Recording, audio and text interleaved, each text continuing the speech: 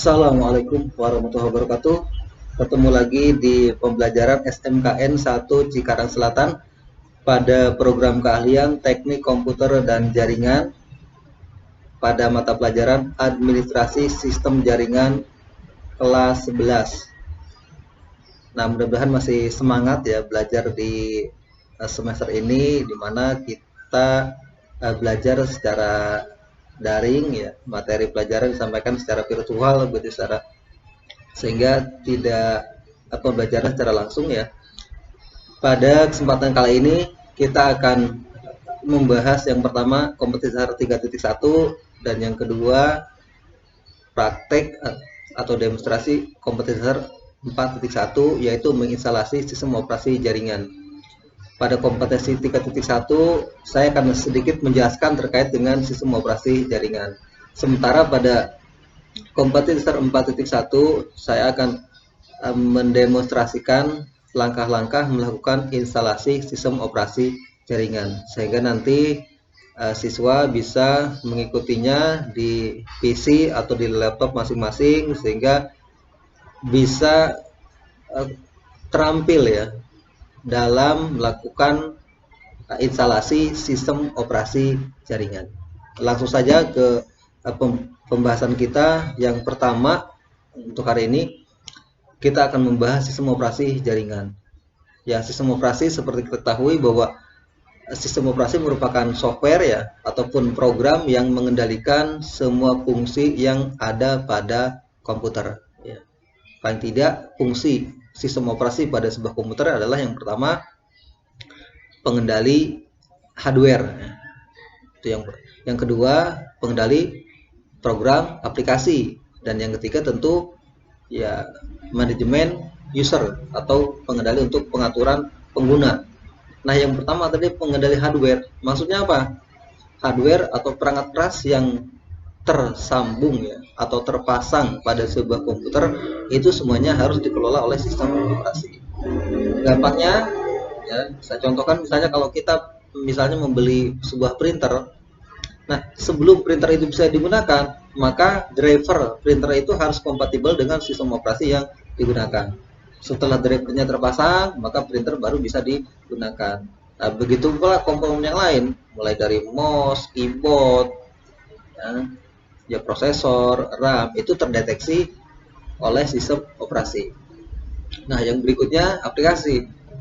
Ya, aplikasi pun sama. Ketika kita akan menggunakan komputer itu untuk misalnya presentasi, untuk mengetik, mengolah angka, maka kita harus menginstal dulu program aplikasi itu ke dalam sistem operasi. Kalau tidak, bagaimana? Maka tentu ya tidak bisa menggunakan program-program yang kita inginkan. Kalau ngetik paling ada di sistem operasi adalah Notepad ya, itu mengetik teks saja. Sementara untuk membuat dokumen yang profesional itu tentu kesulitan. Nah, berikutnya manajemen user ya, tentu sistem operasi itu punya kewenangan untuk mengatur user mana yang misalnya punya kewenangan lebih banyak, user mana yang hanya bisa membuka beberapa aplikasi, user mana yang bisa menginstalasi aplikasi, itu bisa dilakukan oleh kemampuan sistem operasi. Nah, lalu apa yang maksud dengan sistem operasi jaringan? Nah, sistem operasi jaringan selain kemampuan yang dimiliki oleh sistem operasi pada umumnya, maka dia juga bisa mengelola sumber daya komputer lain yang terhubung dengan jaringan. Ya, tentu dalam sebuah jaringan ada komputer yang bertugas sebagai server ya. Kalau memang jaringan itu berbasis klien server. Nah, komputer yang lainnya itu tentu sebagai klien. Nah, komputer server inilah yang harus dipasang oleh sistem operasi jaringan. Nah, mengelola sumber daya yang seperti apa? Ya, misalnya storage ataupun printer, ya gampangnya printer ya.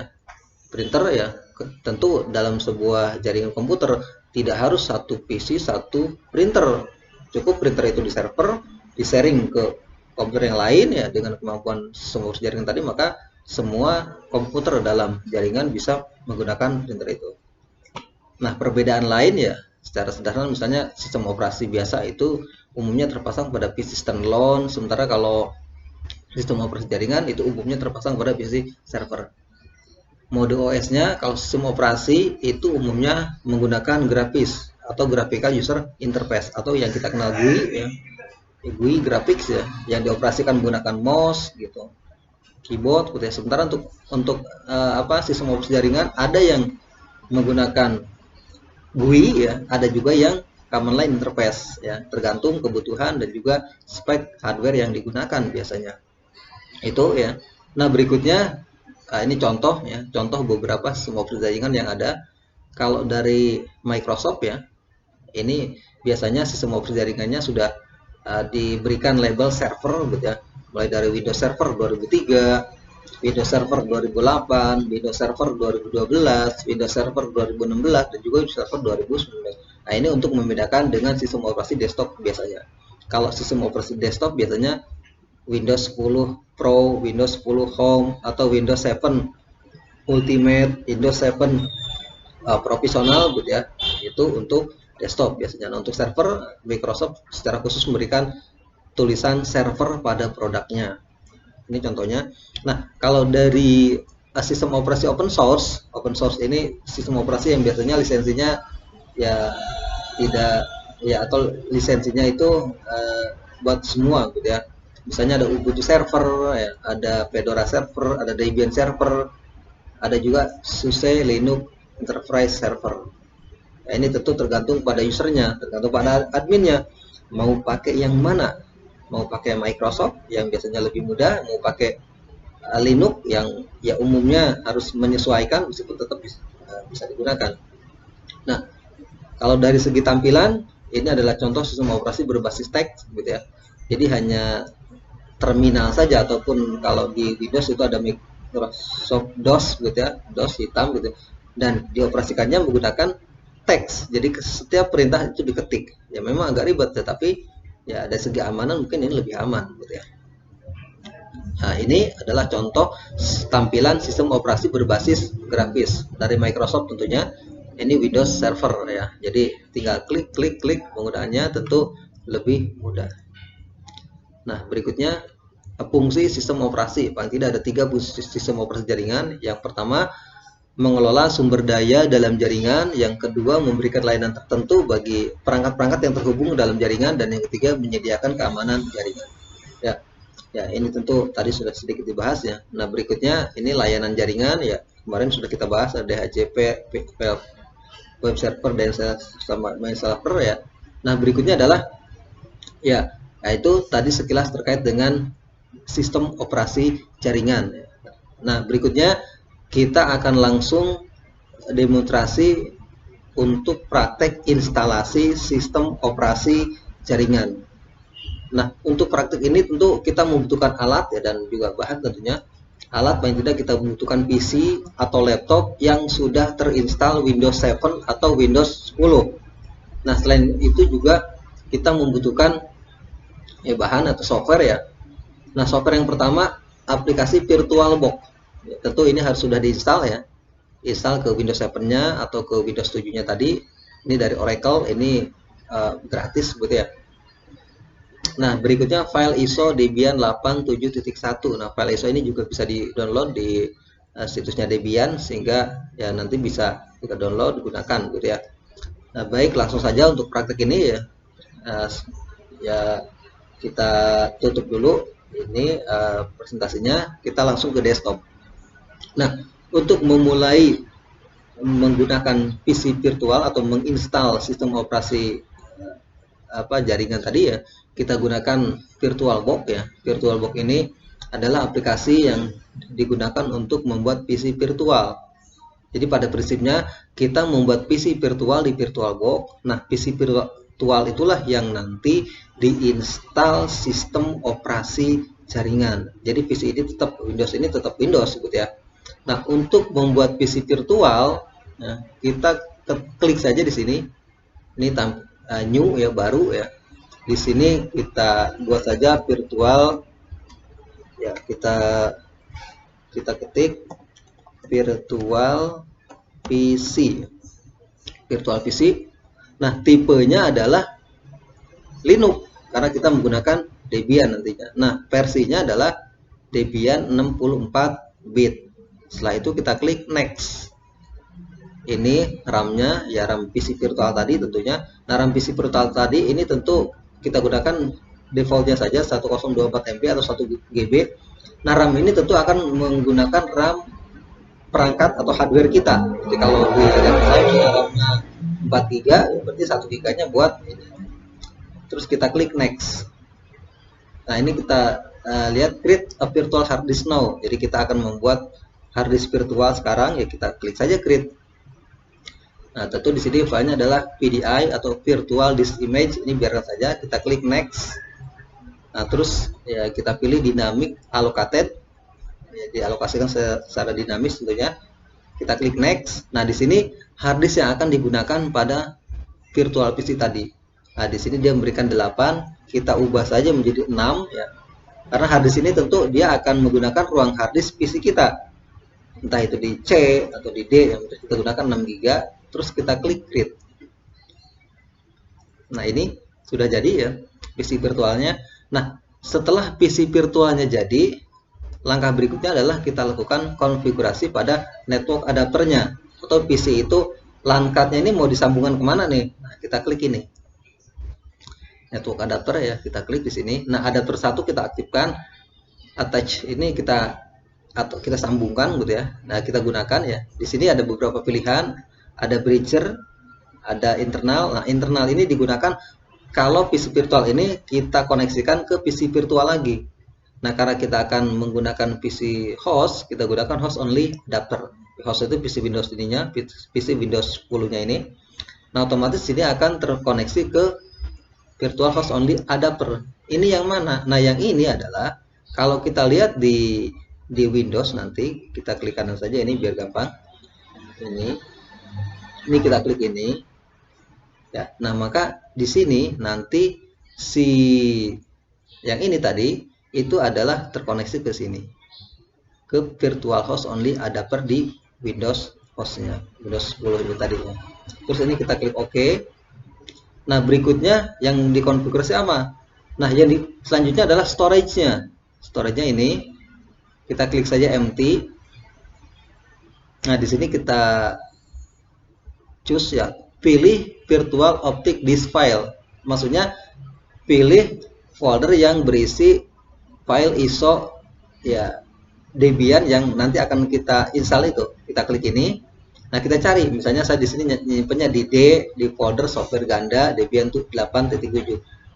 Nah, karena kita mau install sistem operasinya, maka kita pilih saja Debian 871 di DVD 1, karena ada 3 DVD-nya. DVD 1 itu berisi sistem operasi, DVD 2 itu ada aplikasi-aplikasi yang dibutuhkan untuk layanan server yang nanti kita gunakan di pembelajaran berikutnya. Kita klik open, terus kita klik OK. Nah, sudah selesai, langsung kita klik start yang ini ya. Kita klik tombol start. Ya, ini kita kecilin saja. Nah, ini adalah proses ya. Nah, tampilan seperti ini artinya kita akan menginstal sistem operasi Debian pada virtual PC tadi. Nah, di sini ada beberapa pilihan. Nah, install itu nanti kita akan menginstalnya menggunakan mode teks, jadi tidak grafis. Sementara kalau grafis ya berarti misalnya menggunakan mode grafis. Nah, supaya cepat kita gunakan saja mode teks. Oleh karena itu di pilihan ini install, terus kita tekan tombol enter. Ini prosesnya akan ini bahasa yang digunakan ketika instalasi, kita gunakan saja bahasa Inggris. Kita tekan tombol enter. Nah, ini adalah pilihan lokasi kita ya, selected location will be. Nah, lokasi kita karena di Indonesia, kita pilih order ya, terus enter, terus kita geser ke atas menggunakan tanda panah, kita pilih Asia, dan kita pilih Indonesia. Ini digeser menggunakan tanda panah ke bawah. Jadi kalau turun berarti tanda panah ke bawah, kalau naik tanda panah atas, terus enter. Nah, berikutnya ini country based default text setting on Amerika. Kita klik saja Amerika and use status. Ini kalau keyboardnya juga American English. Ini kita tunggu proses instalasi ya. Nah, proses instalasi ini sangat tergantung pada hardware yang digunakan. Ketika spek hardware-nya tinggi, misalnya RAM-nya besar, pakai SSD, ya prosesornya kenceng, maka tentu ya proses instalasi ini cepat gitu ya. Tetapi ya PC yang apa ya tidak cepat pun ya tetap bisa digunakan. Yang jelas yang penting pada pembelajaran ini bagaimana siswa bisa praktik nih. Continue without default route. Nah ini karena with user, kita klik saja yes karena kita tidak melakukan konfigurasi jaringan dulu. Kita klik yes, di sini enter. Ini name servernya juga nggak perlu diisi, kita klik saja continue. Hostname-nya biarkan Debian, terus domain name-nya juga kosongkan saja, kita klik continue. Nah di sini root password ya, berikan password yang mudah diingat dulu ya. Ini saya ketikkan password ya, terus kita continue ya, masukkan lagi passwordnya. Ini kita continue lagi. Nah ini nama user misalnya pakai nama saya Acip, terus enter. Nama user for akun Acip ya, enter. Passwordnya kita berikan, enter. Passwordnya lagi, ulangi ya, 2 kali masukin password, terus enter. Terus pilih city in your time zone, waktu ya, atau zona waktu kita gunakan sesuai. Ini Jakarta aja, ini langsung saja enter. Terus ya kita tunggu lagi, iya tunggu. Nah ini adalah metode partisinya. Nah metode partisi karena kita baru mulai install, maka kita gunakan saja paling atas. Ini langsung enter. Ini juga select this partisi, ini yang tadi 6 GB yang sudah kita setting, enter ya langsung. Nah partitioning scheme langsung aja yang paling atas ya, karena sesuai rekomendasinya, karena kita baru mulai install sistem operasi Debian. Enter.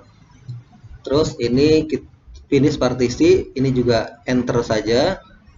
Terus ini dia bertanya lagi ya, perubahan tadi akan ditulis di hard disk ya, kita geser ke panah kiri, yes, terus enter. Terus iya tunggu sampai selesai. Nah proses instalasi ini ya sekali lagi sangat tergantung kemampuan hardware dalam melakukan instalasi ya. Ada hardware yang cepat, ada yang lama ya, tentu ya sangat tergantung pada prosesor, RAM, sama storage ya. Ya sambil nunggu ya, sudah 37%, 38, 39, 40 ya. Iya ya, jadi ya untuk pembelajaran ini tentu ya tidak harus menggunakan hardware yang tinggi ya, tidak harus menggunakan hardware yang kencang, yang penting ada dulu. Karena pada dasarnya ya pembelajaran ini bisa diulang-ulang ya, bisa dikerjakan di rumah ya, tentu waktunya fleksibel ya. Meskipun misalnya hardware, yang penting hardware itu adalah mendukung virtualisasi. Jadi itu harus dicek ya di BIOS-nya ya. Tentu pengetahuan terkait dengan BIOS, jadi kelas 10 kita sudah pernah masuk ke BIOS ya, angkat tombol F2 segala macam. Nah sehingga dicek di situ apakah prosesornya mendukung virtualisasi ya. Ketika mendukung tentu bisa digunakan untuk praktek instalasi sistem operasi jaringan, karena basicnya adalah menginstal sistem operasi dulu. Nah setelah itu baru kita nanti akan mempelajari layanan-layanan yang akan diberikan oleh server ke klien ya. Ya kita menginstal nantinya misalnya di HCP, network interface gitu ya. Itu tentu berawal dari sistem operasinya dulu. Kalau sistem operasinya udah ada, baru nanti kita lanjutkan ke berikutnya. Ya udah 99% ya. Nah di sini ada tulisan scan another, nggak perlu scan, no, enter. Ini juga use mirror, no, juga enter saja. Iya, ini tunggu lagi ya proses instalasinya sampai selesai ya. Jadi memang ini apakah kita akan partisipasi dalam penggunaan survei? Tidak, enter saja di situ. Nah di sini yang penting di sini nih. Nah ketika kita akan menginstal sistem operasi jaringan berbasis teks, maka di sini harus hati-hati. Di situ ada tanda bintang yang pertama. Nah ketika tanda bintang itu ada di pilihan Debian Desktop Environment, maka nanti kita akan misal desktop environment-nya, sehingga tentu proses instalasi akan berjalan lebih lama. Oleh karena itu, hilangkan tanda bintang itu dengan menekan tombol spasi. Jadi hilangkan dengan menekan tombol spasi, ya, hilang. Terus yang print server juga kita hilangkan dengan menekan tombol spasi. Nah, hanya disisakan yang paling bawah, yaitu standar sistem utilities, yaitu standar sistemnya saja. Setelah itu baru kita tekan tombol enter.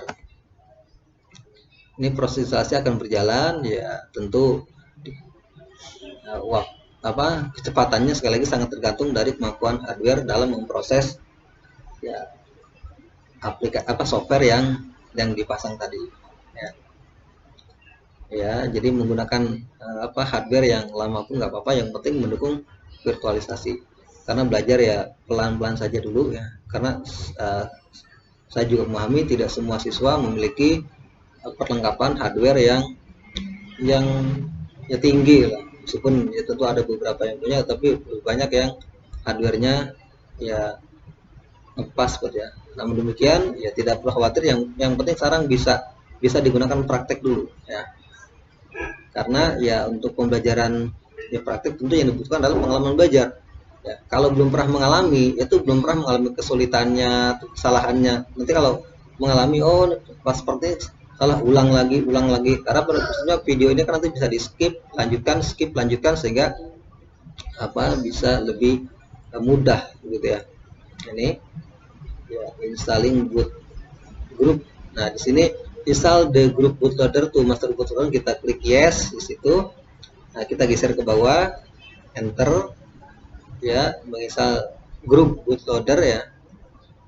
Ini udah hampir selesai ya, sebentar lagi, sehingga sistem operasi berbasis teks. Nah, ini udah selesai, ke continue.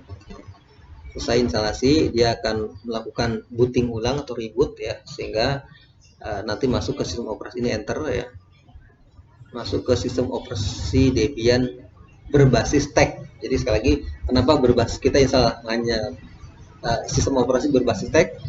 Nah, ini kita login root ya, terus nah di sini ketika kita memasukkan passwordnya tidak ditampilkan. Ketik passwordnya terus enter. Jadi sistem operasi Debian berbasis teks ini tentu ringan gitu ya. Karena ringan tentu bisa dipasang di hardware yang tidak terlalu tinggi, dan ya, yang penting ketika belajar itu bisa mengalami proses pembelajaran yang sesuai. Nah, ini adalah tampilan sistem operasi Debian berbasis teks. Nah, untuk mengoperasikannya memang nggak ribet. Jadi kita setiap yang akan kita kerjakan itu harus diketik ya. Misalnya kita akan menghapus tulisan di atas, kita klik clear ya. Kita clear ya. Nah, enter ya, maka seperti ini. Inilah sistem operasi berbasis teks. Jadi semua instruksi harus diketik. Ya, misalnya kita akan melihat tanggal hari tanggal berapa sih? Ya, kita ketik saja cal. Sekarang ternyata tanggal 16. Nah, itu ya. Nah, lalu bagaimana untuk mematikan mesin ini atau PC virtual ini? Ya, ini untuk mematikannya kita klik saja HALT, halt ya, terus enter ya, enter. Kita tunggu. Terus, nah ini kalau udah mati, ini kita klik silang. Nah, di sini kita klik power of the machine, terus oke. Ya, demikian untuk pembelajaran sistem operasi jaringan berbasis teks ini ya. Mudah-mudahan bisa diikuti ya, jadi sehingga siswa bisa kompeten dalam melakukan instalasi operasi jaringan. Sampai ketemu lagi di pembelajaran berikutnya. Saya akhiri. Assalamualaikum warahmatullahi wabarakatuh.